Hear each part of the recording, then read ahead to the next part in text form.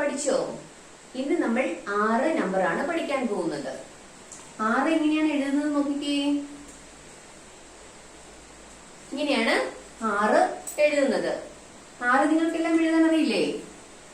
6. അപ്പോൾ 6 എന്ന് പറയുമ്പോഴത്തേക്ക് നിങ്ങൾക്ക് എന്താണ് ഓർമ്മ വരുന്നത്? ആറാം തമ്പുരാൻ എന്ന് പറയുമ്പോൾ അതൊരു നമ്പർ മാത്രമാണ് അല്ലേ? പിന്നെ നിങ്ങൾ ഇങ്ങനെ ഒരു പാട്ട് കേട്ടിട്ടുണ്ടോ?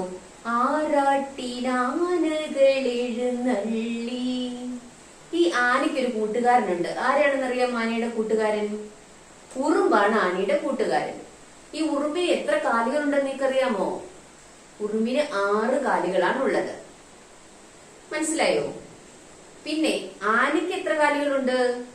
ആനയ്ക്ക് 4 കാലുകളാണ് ആനയ്ക്കുള്ളത്. ഉറുമ്പിന് 6 കാലുകളുമുണ്ട്.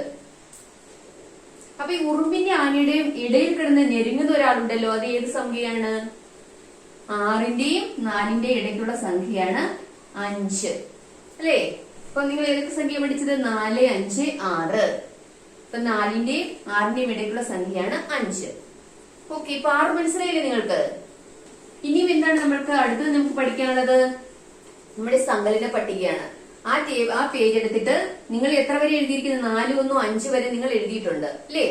അപ്പം 1, 1, 2, 2, 1, 3, 3, 1, 4, 4, 1, 5. ഇനി അടുത്ത എത്രയാണ് നമ്മൾ എഴുതേണ്ടത്?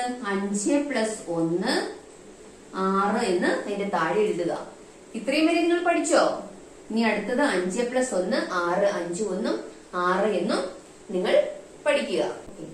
അപ്പോൾ എത്രയാണ് നിങ്ങൾ പഠിച്ചത്? 1, 2, 3, 4, 5, 6.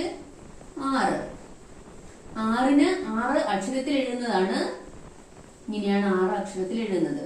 അതിന് ഇംഗ്ലീഷിൽ നമ്മൾ പറയുന്നതാണ് 6. ഇനി ഹിന്ദിയിൽ ഛ എന്നാണ് പറയുന്നത്. ഛ എഴുതിയിട്ട് ഇവിടെ 2 കുത്തുകൂടിയിട്ട് കൊടുക്കണം. അപ്പൊ ഛ എന്നാണ് ഹിന്ദിയിൽ പറയുന്നത്. അപ്പോൾ 6 മലയാളത്തിൽ എഴുതുക 6, ഇംഗ്ലീഷിൽ SIX 6, പിന്നെ ഛ. അപ്പൊ ഇന്നത്തെ ഗണിതം ക്ലാസ് ഇവിടെ അവസാനിച്ചിരിക്കുകയാണ്. നിങ്ങൾ കൃത്യമായി പഠിക്കണം കേട്ടോ. 1, 2, 3, 4, 5, 6 തിരിച്ചു പറയാനും പഠിക്കണം. 6, 5, 4, 3, 2, 1 അങ്ങനെ നിങ്ങൾ പഠിക്കണം കേട്ടോ. അപ്പോൾ മാത്രമേ നിങ്ങൾക്ക് എന്താണ് പറഞ്ഞിരുന്നത്? കഴിഞ്ഞ ക്ലാസ്സിൽ പറഞ്ഞിരുന്നു, ഓരോ നമ്പർ കഴിഞ്ഞിട്ടും അതിന്റെ മുൻപുള്ള സംഖ്യ നിങ്ങൾക്ക് എന്നാലേ പറയാനായിട്ട് പറ്റുള്ളൂ. 4ന് മുൻപ് 3, 4ന് ശേഷം 5, അതുപോലെ 5ന് മുൻപ് 4, 5ന് ശേഷം 6, അങ്ങനെ കൃത്യമായിട്ട് നിങ്ങൾ പഠിക്കണം. അപ്പോൾ നിങ്ങൾക്ക് എല്ലാ പട്ടികകളും നിങ്ങൾക്ക് പഠിക്കാനായിട്ട് പറ്റും. ഇനി നമുക്ക് അക്ഷരങ്ങൾ പഠിക്കാം. ആദ്യം മലയാളം അക്ഷരങ്ങളാണ്. മലയാള അക്ഷരങ്ങൾ നിങ്ങൾ ച, ഛ അതുവഴിയാണ് പഠിച്ചിരിക്കുന്നത്. അടുത്തത് ഏതാണ്? ട, ട, ധ, ഡ, ദ, ന. ട എഴുതാനായിട്ട് നിങ്ങൾക്ക് എല്ലാം അറിയാമല്ലോ. എസ് എഴുതുന്നത് പോലെയാണ് ട എഴുതുന്നത്. ട ഇങ്ങനെ കൊണ്ടുവന്ന് വളച്ച് ഇങ്ങനെ എഴുതുക. ട എഴുതാൻ ട കഴിഞ്ഞിട്ടുള്ള ട എഴുതാനായിട്ട് എന്താണ്? ഒരു വട്ടം ഇട്ടേച്ചാൽ മതി. അപ്പോഴത്തേനും നമ്മുടെ ഠായായി. അടുത്തത് ഡ എഴുതാൻ നമ്മൾ ആദ്യമേ ഇങ്ങനെ റാ പോലെ കൊണ്ടുവരിക, വളച്ച് മുകളിലേക്ക് കൊണ്ടുപോകുക, അതുപോലെ തന്നെ തിരിച്ചു കൊണ്ടുവന്നിട്ട് മുകളിലേക്ക് കയറ്റുക. ഇനി ഡ കഴിഞ്ഞിട്ടുള്ള ഡ എഴുതാനായിട്ട് ഡ എഴുതിയിട്ട് ഇങ്ങനെ കൊണ്ടുവന്ന് ഡ എഴുതിയിട്ട് അകത്തേക്ക് കയറ്റുമ്പോഴത്തേനും ഡ എന്നുള്ളതാകും. അടുത്തത് എന്താണ്? ണായാണ് അല്ലെ? ണ എഴുതാനായിട്ട് ആദ്യമേ ഇങ്ങനെ വളച്ചു കൊണ്ടുവന്നിട്ട് പിന്നെ ഒരു റാ എഴുതുക, ഒരു റായും കൂടെ എഴുതുക, ഒരു റായും കൂടെ എഴുതുക. അപ്പോൾ ണായായി. ഏതൊക്കെ അക്ഷരങ്ങളാണ് പഠിച്ചിരിക്കുന്നതെന്ന്? ധ, ട, ധ, ഡ, ഡ, ന. അത്രയും അക്ഷരങ്ങളാണ് പഠിച്ചിരിക്കുന്നത്. അടുത്തത് ഏതാണ്? ഇംഗ്ലീഷ് ആണ്. ഇംഗ്ലീഷ് ലെറ്റേഴ്സ് ഏതാണ് പഠിക്കേണ്ടത്? ഇനിയും MNO വരെയാണ് നമ്മൾ പഠിച്ചിരിക്കുന്നത്. ഇനി അടുത്തത് P, Q, R. P എഴുതി നോക്കി എങ്ങനെയാണെന്ന്. P ഒരു വരയിട്ടിട്ട് ഇവിടെ കൂടി ഇങ്ങനെ വളച്ചിങ്ങനെ കൊണ്ടിരിക്കുക. അപ്പോൾ P എന്ന അക്ഷരമാകും. Q എഴുതാൻ ഒരു വട്ടമിട്ട് അതിനകത്തൂടെ ഇങ്ങനെ കൊണ്ടിരിക്കുക. അപ്പോൾ അത് Q ആണ്. ഇത് R. ഒരു വരയിടുക, അതേ കൂടെ ഇങ്ങനെ എഴുതുക. P എഴുതുന്ന പോലെ തന്നെ എഴുതിയിട്ട് ഒരു താഴേക്ക് ഒരു വരയും ഇടുമ്പോഴത്തേനും ക്യാപിറ്റൽ ലെറ്റർ R ആയി. അപ്പൊ ഇത് എന്താണ്? ക്യാപിറ്റൽ ലെറ്റേഴ്സ് ആണ്. P, Q, R. ഇനി സ്മോൾ ലെറ്റർ എഴുതുമ്പോൾ താഴത്തെ 3 ലൈനിൽ ചെറുതായിട്ട് പി ഒന്ന് എഴുതുക. ക്യൂ എഴുതുമ്പോൾ ഒരു വട്ടമിട്ട് താഴേക്ക് വരച്ചിട്ട് ഇത് മുകളിലേക്ക് പോക്കുക. അപ്പോഴാണ് ക്യൂ ആകുന്നത്. ഇനി ആർ എഴുതാൻ ഇങ്ങനെ ഇങ്ങനെ വരയ്ക്കുക, ഇവിടേക്ക് കൊണ്ടുവരിക. ഇങ്ങനെയാണ്. ഇങ്ങനെ താഴേക്ക് ഇങ്ങനെ ഇവിടുന്ന് ഇങ്ങനെ താഴേക്ക് വളച്ചു കൊണ്ടുവരിക. അവിടെ നിന്ന് അതുപോലെ മുകളിലേക്ക് വളച്ച് കൊണ്ടുപോയിട്ട് എഴുതുക. അപ്പോൾ P Q R small letters ആണിത്. താഴത്തെ 3 ലൈനിൽ ഈ പി എഴുതുക, ക്യൂവും താഴത്തെ ലൈനിലാണ് എഴുതേണ്ടത്. ഈ ആർ എഴുതുമ്പോൾ നടുവിലത്തെ 2 ലൈനിൽ വേണം എഴുതാനായിട്ട്. അപ്പോൾ മനസ്സിലായില്ലേ? ഇംഗ്ലീഷ് എഴുതാനായിട്ട് ഇംഗ്ലീഷ് ലെറ്റേഴ്സ് മനസ്സിലായില്ലേ? P Q R. ഇത് സ്മോൾ ലെറ്റേഴ്സ്, ഇത് ക്യാപിറ്റൽ ലെറ്റേഴ്സ്. അടുത്ത നമ്മൾ എന്താണ് എഴുതേണ്ടത്? ഹിന്ദിയാണ് നമുക്ക് എഴുതേണ്ടത്. ഹിന്ദി ലെറ്റേഴ്സ് നമ്മൾക്ക് ഏതാണ് പഠിക്കേണ്ടത്? നമ്മൾ ച ആണ് പഠിക്കേണ്ടത്. ച ച എഴുതുന്ന നോക്കി എങ്ങനെയാണെന്ന്. ആദ്യമേ ഒരു വര ഇങ്ങനെ ഇടുക, അത് താഴേക്ക് കൊണ്ടുവന്നിട്ട് മുകളിലേക്ക് വന്ന് ഒരു താഴേക്ക് ഒരു ലൈൻ ഇടുക. അപ്പോൾ ഇതാണ് ച. മനസ്സിലായോ? ച എഴുതാൻ ഒരു വര ഇടുക, വളച്ച് താഴേക്ക് കൊണ്ടുവന്ന് മുകളിലേക്ക് പോയിട്ട് താഴേക്ക് കൊണ്ടുവരിക. അപ്പോഴാണ് ചായ ആവുന്നത്.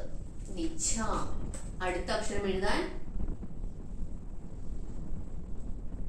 ഇവിടെ നിന്നിങ്ങനെ തിരിച്ച് നമ്മൾ 3 എഴുതുന്നത് തിരിച്ചെഴുതണം. തിരിച്ചിങ്ങനെ കൊണ്ടുവരിക, ഇങ്ങനെ കൊണ്ടുവരിക. എന്നിട്ട് ഇവിടെ കൊണ്ടുവന്ന് ഒരു വട്ടം ഇട്ട് ഇവിടെ നിർത്തുക. ഇത് ഇവിടെ ഒരു മുകളിൽ ഒരു കുഞ്ഞു വര ഇട്ടിട്ട് മുകളിലെ വര ഇടുക. ഇത് ച. നമ്മുടെ ച ഇതാണ് ച. ഇനി ജ എങ്ങനെയാണ് എഴുതുന്നത് നോക്കിയേ. ഇങ്ങനെ കൊണ്ടുവരിക, താഴെ ഇങ്ങനെ വളച്ചി കൊണ്ടുവരിക. എന്നിട്ട് ഇവിടെ വന്നിട്ട് ഒരു ചെറിയ വരയിട്ടിട്ട് മുകളിൽ ഇവിടെ ഒരു വര ഇടുക. എന്നിട്ട് മുകളിൽ വര ഇടുമ്പോഴത്തേനും ജ എന്ന അക്ഷരമായി.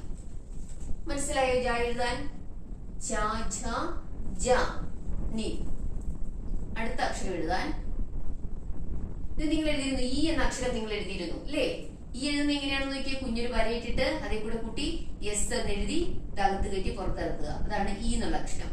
ഇനി ഇവിടെ നിന്ന് ഇങ്ങനെ കൊണ്ടുവന്ന് ഒരു വരയും ഇട്ട് കൊടുക്കുക. ഇവിടുന്ന് ഇവിടെ തുടങ്ങി മുകളിലേക്ക് കൊണ്ടുവന്ന് ഒരു വരയും ഇട്ടിട്ട് ഇവിടെ മുകളിൽ വര ഇട്ട് കൊടുക്കുക. ഇതാണ് ജ ജ എന്ന അക്ഷരം. അടുത്തതാണ് ഞായാണ്. ഞാ എഴുതാൻ നമ്മുടെ ഒരു ദീർഘം ഇട്ട് കൊടുക്കുക. ദീർഘം. എന്നിട്ട് ഇങ്ങനെ ഒരു വര ഇട്ടിട്ട് ഇവിടെ ഒരു വര ഇടുക.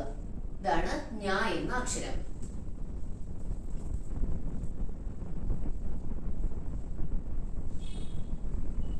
പേരൊക്കെയാണ് മനസ്സിലായില്ലേ നിങ്ങൾക്ക്? ച ഛ ജ ഝ ഞ. ഈസി അല്ലേ എഴുതാനിട്ടത്? മനസ്സിലായില്ലേ? ഈ അക്ഷരങ്ങളെല്ലാം മനസ്സിലായില്ലേ? ഓക്കെ. അപ്പോൾ ഇന്നത്തെ ക്ലാസ് ഇവിടെ തീർന്നിരിക്കുകയാണ്. ഇനിയും അടുത്ത നമ്പറുമായിട്ട് നമ്മൾക്ക് അടുത്ത ദിവസം കാണാം കേട്ടോ. അപ്പോൾ സബ്സ്ക്രൈബ് ചെയ്യാനും ഷെയർ ചെയ്യാനും ലൈക്ക് ചെയ്യാനും മറക്കരുത്. ഇനിയും ഇത്രയും ഈ ക്ലാസ് കാണുന്നവർ മറ്റേ ക്ലാസ്സുകൾ കണ്ടിട്ടില്ലെങ്കിൽ അത് ആദ്യമേ കാണണം കേട്ടോ. എന്നാൽ മാത്രമേ നമ്മൾക്ക് ഒരു കണ്ടിന്യൂഷൻ കിട്ടുകയുള്ളൂ. 1 പഠിച്ചു കഴിഞ്ഞാലേ നമുക്ക് 6 പഠിക്കാണ്ട് പറ്റുള്ളൂ. അപ്പൊ 1, 2 ആ ക്ലാസ്സുകളെല്ലാം നിങ്ങൾ കാണണം കേട്ടോ. ഓക്കെ.